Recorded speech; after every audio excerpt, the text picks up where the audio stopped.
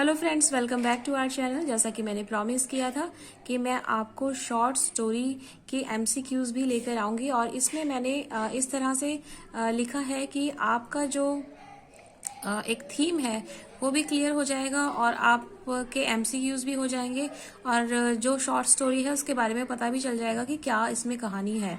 मतलब मोटा मोटा तौर से पता चल जाएगा। बिल्कुल डेप्थ में अगर हम करेंगे तो एक ही कहानी को बताने में 15-20 मिनट लग जाएंगे। तो इतनी बड़ी वीडियो तो आपके लिए इस समय देखने में भी दिक्कत होगी आपको और मुझे बनाने में भी परेशानी होगी। तो अगर आपको मेरे बनाई हुई वीडियोस अच्छे लग रहे हैं और जो 1000 स्टेटमेंट की सीरीज है वो अच्छी लग रही है और हमने एमसीक्यूज भी स्टार्ट कर दिए हैं और यहाँ पर मैं शॉर्ट स्टोरी की एमसीक्यूज भी बना रही हूँ, तो आप चैनल को सब्सक्राइब करना ना भूलें यदि आप नए हैं तो, और लाइक करना ना भूलें और कमेंट करके मुझे बताइएगा कि ये वाली जो सीरीज़ है मैं कंटिन्यू करूं या नहीं करूं, क्योंकि फिर इसमें बहुत समय लगता है बनाने में, लिखने में और सब कुछ करने में। तो यदि आप ज़्यादा से ज़्यादा शेयर नहीं करेंगे ना तो फिर मुझे भी थोड़ा सा डीमोटिवेशन हो जाएगा। अगर आप शेयर करेंगे तो मैं भी मोटिवेट होकर और ज़्यादा से ज़्यादा आपके लिए जो मटीरियल है वो लेकर आऊँगी।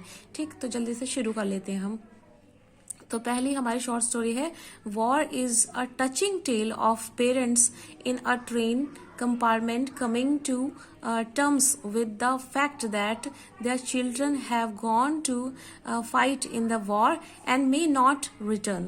तो ये जो स्टोरी है वॉर की, ट्रेन कंपार्टमेंट में पेरेंट्स होते हैं और उनके जो चिल्ड्रन है वो चले गए हैं वॉर में और वो आए नहीं है लौट के। तो इस स्टोरी में क्या बताया गया है, एक्चुअली कन्फ्लिक्ट बताया गया है। जो हम रोमांटिसाइज करते हैं वॉर को और ये नहीं देखते हैं कि जो उसकी रियलिटी है वो कितनी हार्श है। तो यही सब बताया गया है इस उसके जो कॉन्सिक्वेंसेज होते हैं, हार्ड कॉन्सिक्वेंसेज, और किस तरह से जो फील करते हैं वो तो वो सोल्जर ही जान सकता है। हम यहाँ पर बैठे बैठे रोमांटिसाइज करते हैं किसको, वॉर को। तो इस पे अगर आप आर्म्स एंड द मैन देखें तो वो भी जेबी शॉकी है, उसमें भी कैप्टन ब्लैंचली होता है जिसे चॉकलेट क्रीम सोल्जर कहा गया है। हालांकि हम आमतौर पर क्या मानते हैं कि जो सोल्जर होगा वो रफ एंड टफ होना चाहिए उसे, पर वो भी तो इंसान है, उसे भी तो चॉकलेट खाना पसंद हो सकता है। ये बताया गया है कि जरूरी नहीं है, जो रियलिटी है और जो हम रोमांटिसाइज करते हैं ना चीज़ों को, वो कहीं ना कहीं गलत है। रियलिटी जब आप जाकर देखेंगे ना तो only wear can best know where the shoe pinches, है ना। जिसे कांटा लगेगा उसे ही पता चलेगा कि कितना दर्द होता है।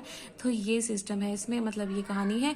तो आपको बताना है कि कौन सा इसमें किसने लिखा है। ये जो वॉर है शॉर्ट स्टोरी है ये, तो किसने लिखी है? सिगफ्रीड ससून ने लिखी है, विल्फ्रेड ओवन ने, या फिर रॉबर्ट ब्रूक ने लिखी है, रूपर्ट ब्रूक ने लिखी है, या ल्यूजी पिरेंडेलो ने लिखी है। तो आप इसमें भ्रमित हो सकते हैं, आपको कंफ्यूजन हो सकती है, क्योंकि ये जो वॉर पोइट है 3 वॉर पोइट दे दिए गए हैं और ये जो ल्यूजी पिरेंडेलो है इसने ये लिखा है वॉर। तो ये आपको ध्यान रखना है, तो आप कंफ्यूज मत होइएगा। अब मैंने आपको स्टोरी भी बता दिया क्या है इसमें, ओवरऑल मतलब एक आइडिया दे दिया है। अगला करते हैं हम जल्दी से।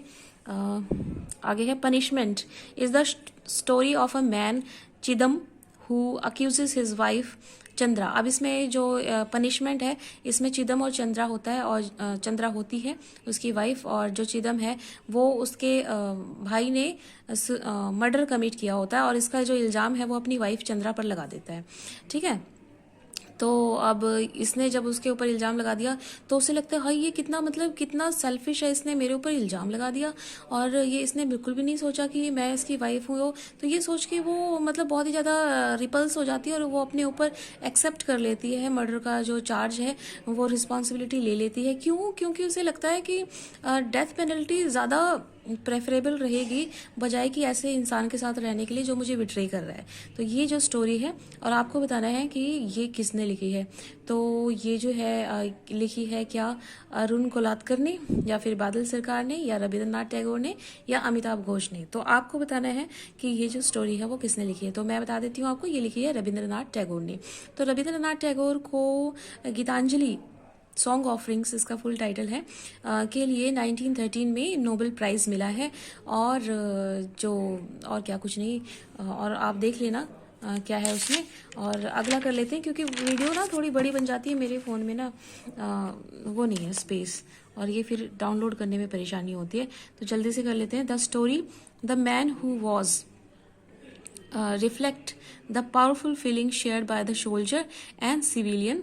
तो ये जो स्टोरी है द मैन हु वॉज, ये क्या रिफ्लेक्ट कर रही है कि जो सोल्जर हैं और जो सिविलियन हैं, नागरिक हैं कब के, ब्रिटिश इंडिया के, वो किस तरह का सीरियस थ्रेट महसूस कर रहे हैं इंपीरियल रशिया। जो रशिया है ना, उसने अपने पावर और इन्फ्लुएंस को बढ़ाने के लिए साउथ और ईस्ट इन एशिया में अपने पावर और इन्फ्लुएंस को बढ़ाने के लिए जो टॉर्चर किया है, तो उससे कितने परेशान है, थ्रेट है सोल्जर्स को, और जो नागरिक हैं यहाँ के वो उसे बताया है इसमें किसने, the author also penned the infamous poem If. अब आपको इफ से पता लग जाएगा कि अगर आपको पूरा ऊपर का नहीं पता लग रहा है तो इफ से आपको पता चल रहा है कि ये जो पोम है किसने लिखी है। तो ये हमारे रुडयार्ड किपलिंग ने लिखी है। तो वाइट्स मैन बर्डन भी रुडयार्ड किपलिंग ने लिखा है।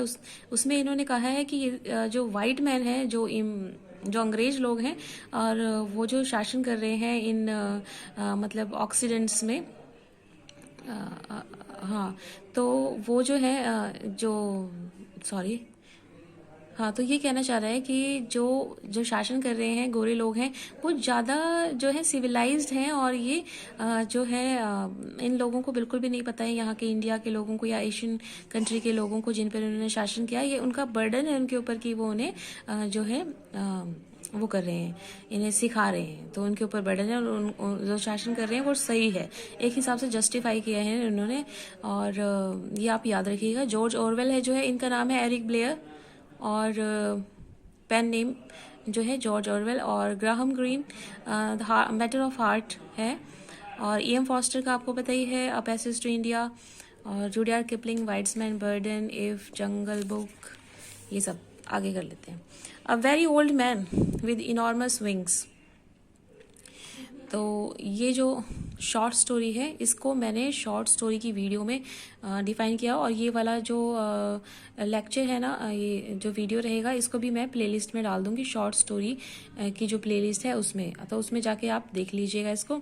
और अ very old man with enormous wings, तो इसमें क्या होता है कि दो हस्बैंड वाइफ होते हैं और समुद्र के किनारे एक बार बहुत ज़्यादा तो आंधी तूफान आता है, तो वो जब आंधी तूफान शांत हो जाता है तो वहाँ जाते हैं, तो उसको एक मैन मिलता है जिसके बड़े बड़े पंख होते हैं, और किस तरह से बड़े बड़े पंख वाले इंसान को देखने के लिए दूर दूर से लोग आते हैं, और कोई कहता है ये एंजल है, कोई कुछ कहता है, कोई कुछ कहता है। तो फाइनली दूसरी लड़की आ जाती है, वो जैसे स्पाइडर वुमन की तरह होती है, और फिर उनका जो ध्यान है इस मैन से हट के दूसरी तरफ चला जाता है, और द फाइनली जो क्या होता है कि जो वो जो मैन होता है बड़े बड़े पंखों वाला, find the strength to fly off, तो उड़ जाता है उसके बाद। तो ये किसने लिखा है ये आपको बताना है, ये लिखा है गैब्रियल गार्सिया मार्क्वेज ने, सी आंसर रहेगा इसका। और फिर उसके बाद हमारा है थर्ड, सॉरी ये फिफ्थ स्टोरी हो गई है, the frog and the Nightingale.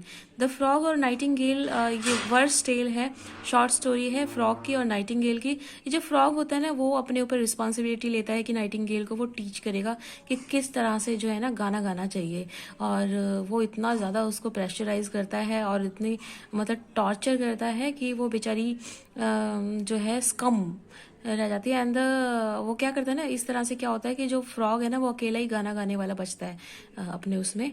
तो ये जो वो पोम है, सॉरी पोम नहीं, शॉर्ट स्टोरी है, किसने लिखी है, ये लिखी है विक्रम सेठ ने, ठीक, ये आपको ध्यान रखना है।